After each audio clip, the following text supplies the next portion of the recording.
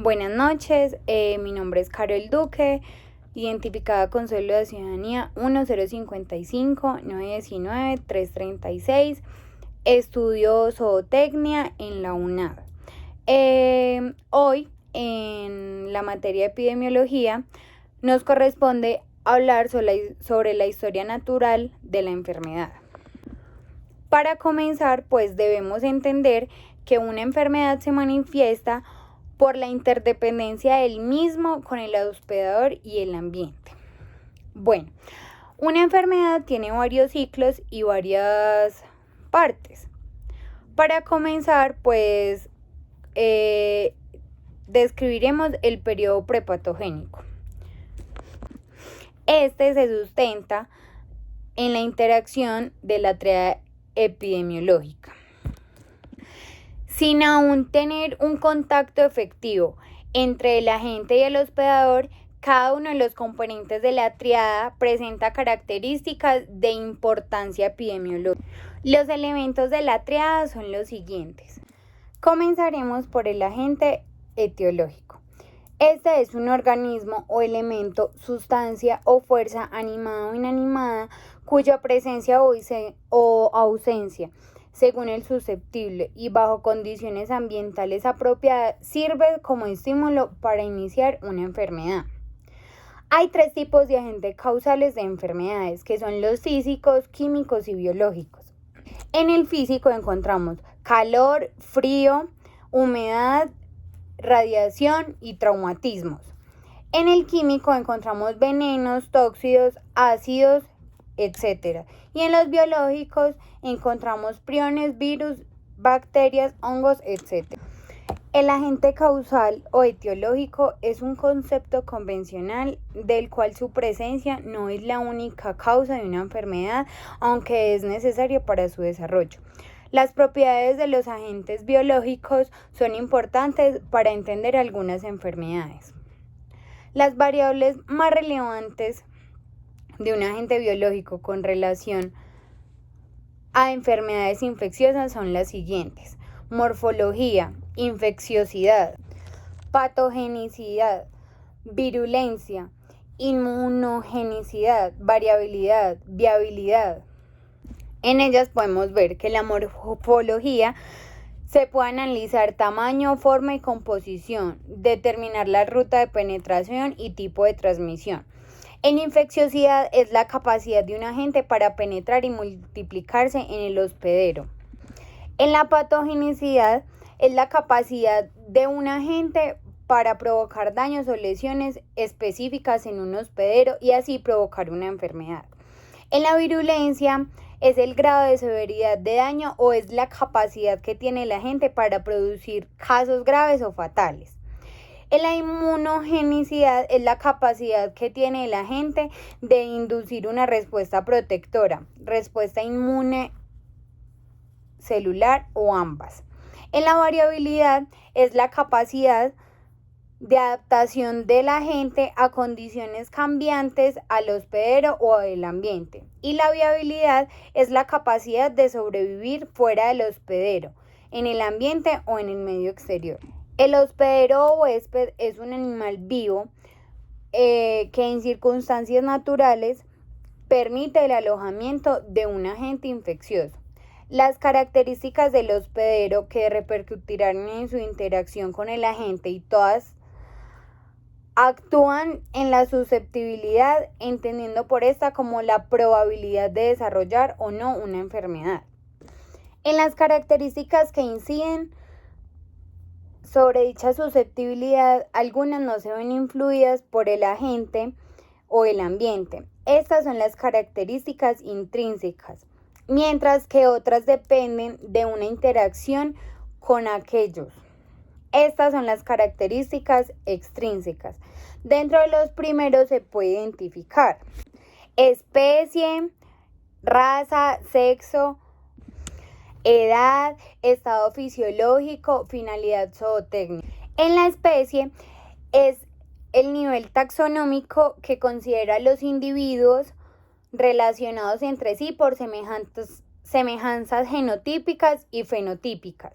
Las especies animales pueden ser susceptibles a un agente específico. En razas se entiende por cada uno de los grupos en que se subdividen las especies. En el sexo hay muchas enfermedades asociadas a esta variable, las cuales se hallan directa o indirectamente relacionadas con diferencias anatómicas, fisiológicas o las dos, ya que esto puede no facilitar la implantación de una infección. En la edad, gracias a diferentes estudios, se ha podido descubrir que hay enfermedades que afectan en mayor o menor proporción a diferentes grupos de edades. En el estado fisiológico se habla del estado general del individuo, que es un factor relevante en lo que corresponde a la susceptibilidad, de tal manera que de diversos estados de alteración funcional del hospedero, como tensión, gestación, desnutrición, castración o no, entre otros, sea más fácil de adquirir. Y en la finalidad zootécnica, el grado de desarrollo anatómico permite realizar cierto tipo de funciones zootécnicas o estéticas. También el ambiente quiere decir que es el medio físico, biológico y socioeconómico en el cual el hospedero y agente habitan consecuentemente y pueden interactuar, y así podemos encontrar diferentes tipos de entorno o ambientes, que sería el físico, el biológico y el socioeconómico. En el físico es posible identificar el clima y las condiciones atmosféricas, como son la temperatura, radiación solar, humedad relativa, corrientes de aire, precipitación fluvial. En el biológico está integrado por flora y fauna y determina en principio la presencia del hospedero en la zona. En el socioeconómico, pues podemos encontrar componentes como lo son higiene ambiental, grado de tecnificación, costumbres y hábitos por parte de la comunidad, estructura de producción, vías de comunicación, entre otros, los cuales pueden favorecer la presencia de la gente como el hospedero. En la historia de la enfermedad también podemos encontrar la cadena epidemiológica, que es el estímulo que permite la transición del periodo prepatogénico al patogénico. Es posible explicarlo a través de la cadena epidemiológica. Se trata de un esquema tradicional que representa un sistema direccionado y cíclico en el cual el agente es eliminado de una fuente de infección y transferido al ambiente hasta alcanzar otro hospedero. Entonces, en la cadena epidemiológica podemos encontrar el agente, que es el primer eslabón de la cadena y corresponde al agente, ¿sí? El reservorio, que es cualquier ser humano, animal o antrópodo, planta, suelo o materia capaz de mantener un agente durante un periodo prolongado en un área determinada. Sigue la puerta de salida. Es el eslabón sucesivo, corresponde a la puerta de salida o eliminación del agente, la cual corresponde a la vía por la cual el agente infeccioso sale de la fuente de infección. Y algunos términos relacionados son: fuente de infección, ambiente natural y sitio de multiplicación a partir del cual un agente pasa a un hospedero. Los individuos pueden actuar como fuentes de infección adquiriendo las siguientes características. Enfermo. Es la fuente de infección más importante y común. Puede desarrollar características de signología y sintomatología reconocibles en una entidad nosológica determinada. Luego sigue el portador, que es el individuo que alberga un agente infeccioso específico de una enfermedad, sin presentar signos, síntomas clínicos o los dos. El vector, que es un animal invertebrado que transporta un agente infeccioso desde el individuo infectado a sus desechos. Las principales rutas de salida del agente coinciden con la vía de penetración del mismo al hospedero, las cuales pueden ser respiratorias, que puede ser tuberculosis, moquillo canino, etc. Genitourinarias, que son brucelosis, tumor venéreo transmisible, tricomoniasis, leptospirosis, digestiva, que es parvovirosis canina, y piel, que es micosis, sarnas, enfermedades transmitidas por mosquitos. También encontramos el modo de transmisión, el cual es un organismo esencial para que el agente infeccioso pueda transportarse de la puerta de salida de la fuente de infección a la puerta de entrada del hospedero. Hay varios tipos de transmisión.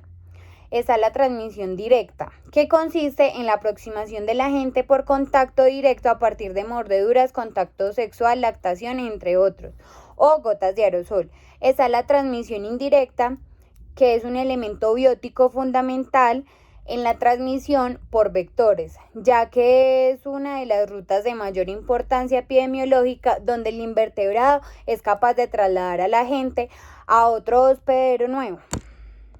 Está la transmisión por polvo. Ocurre cuando las gotas de aerosol se precipitan sobre el suelo u otros elementos por contaminación. Transmisión por agua. Son las infecciones de diversas índolas, pero sobre todo entérica o renal, que poseen el agua como una de las principales rutas de transmisión. También esa transmisión por el suelo. Esta es de particular importancia en algunas helmintiasis e infecciones entéricas. Está la infección por alimentos. Entre estos merecen especial atención los dirigidos a consumos de otras especies o bien al humano, además de la consideración a los que se contaminan posteriormente, tal es el caso de los vegetales. También podemos encontrar el huésped. Dentro de la representación esquemática de la cadena epidemiológica se encuentra el huésped, hospedador o hospedero, cuyas características inherentes fueron referidas en el apartado correspondiente a la triada epidemiológica. Bueno, encontraremos también el periodo patogénico. Una vez que se da el contacto efectivo entre el agente y el hospedador, iniciará un proceso que podrá derivar de una enfermedad clínica, el cual para cada caso tardará determinado tiempo en manifestarse. Durante el tiempo de entrada del agente hasta la aparición de los primeros síntomas clínicos de cualquier tipo de enfermedad. La etapa subclínica se inicia a partir del momento en que el agente penetra y se establece en el organismo. Y la etapa clínica se observarán los diferentes signos y síntomas, los cuales pueden ser el resultado resueltos por el organismo. Eso fue lo que yo entendí de la historia de la enfermedad, también algunos de los apuntes que tomé. Me quedó súper claro, traté de explicarlo de la mejor manera. Para mí es súper difícil expresarme al frente de una cámara. Espero sea de su agrado, profe, y quedo súper atenta, que esté muy bien. La puerta de entrada al hospedero es el quinto eslabón de la cadena epidemiológica. Se ubica en la puerta de entrada al hospedero, la cual es la vía a través del cual el agente etiológico penetra al hospedero y tiene la particularidad de ser básicamente las mismas y son aprovechadas por el agente para su salida de la fuente de infección.